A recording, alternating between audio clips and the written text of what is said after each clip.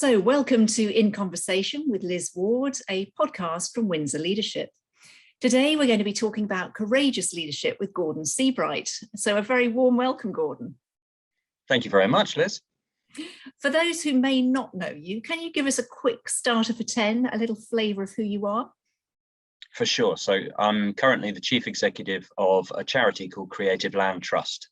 What we do is acquire affordable long-term workspace for artists and makers in London, and then we'll be doing it across the rest of the UK. But up until about a year and a half ago, I was chief executive of the Eden Project, and I've been chief executive of a couple of other things, including the Royal Horticultural Society. And I am also, from the dark ages, I am a Windsor Leadership alumnus, 2006, I think. So Gordon, how do you think leaders today might establish firm foundations to positively embrace ongoing change? Well, ongoing change is a given, isn't it? And we shouldn't kid ourselves that there's even any desirability not having constant change, but it's unsettling. So what are the firm foundations? I would say that the firm foundation is trust. And I mean that within the organization and outside the organization. So within the organization, if you want your people to feel free enough to take risks, to innovate, to not just be hunkered down the whole time, they need to feel trusted and to trust you. And that means speaking openly and in person with them. And most organizations aren't so big. You can't do that in person, face to face, albeit perhaps with large groups. And outside the organization, I think again, it's about speaking with integrity and openness and honesty to build trust outside. I've been very struck in the last few weeks by the success of one charity, Surfers Against Sewage, in raising an issue, 30 years of the government allowing water companies to pump sewage into our rivers and seas. Mm-hmm. And unusually for a campaigning charity, getting the public behind them and forcing change. And I think they have done a better job than most charities do, because right from the outset, they were trading on trust. They've been really straight about what they've been doing. They live it. And I think that's what makes the difference for their external communications. How might trust, or a lack of it, impact our abilities as leaders to innovate, take responsible risk, and recover from the past couple of years? Well, I don't think it's coincidental that at a time when we have bluntly untrustworthy political, business, police leadership in a number of areas, people aren't trusting even the most basic of truths. And that's getting in the way of good things happening. I mean, vaccine is the obvious one, climate change, another obvious one. The only antidote to that is that I can think of is being trustworthy, being visibly trustworthy.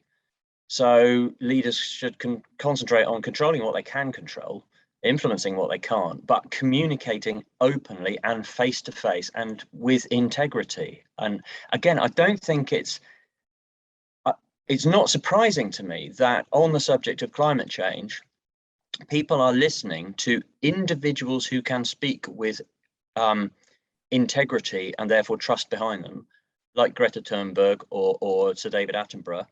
They're not getting their information or taking their cues for action from places that you would think they would, like governments or the UN or even environmental charities. That importance of the trust that some people have managed to build, and they've done it through acting and speaking with integrity for years. I think that's the key thing that makes a difference and is the only antidote, really, to this crisis in trust.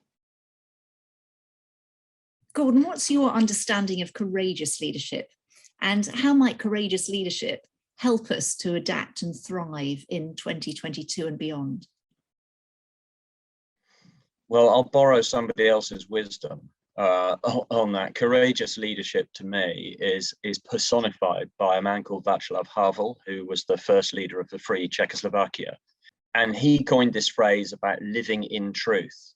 that even when under Soviet oppression, he was a dissident, even in those circumstances, he was able to live in truth because he lived by his own standards and he accepted that which came with that, however unpleasant it might be. And because of that, he had real moral authority, so he could lead his people. And I think, we haven't all got to be Václav Havel, but courageous leaders do the basics of leadership, the fundamentals, have the right people, point them in the right direction, get the obstacles out of their way.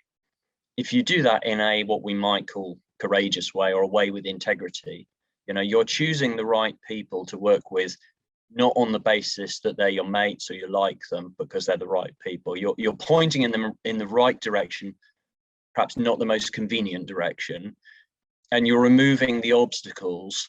That's your job, rather than trying to take the glory at the end of it. I think if you do that, then you are a courageous leader. And I would say, right now it feels as though there's not much public appetite for that style of leadership.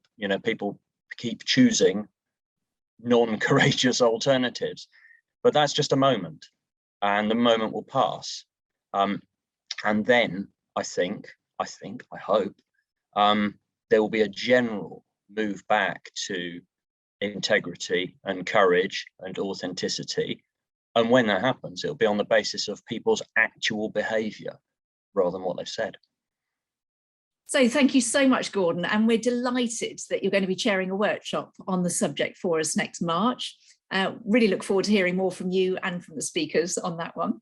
Thank you again.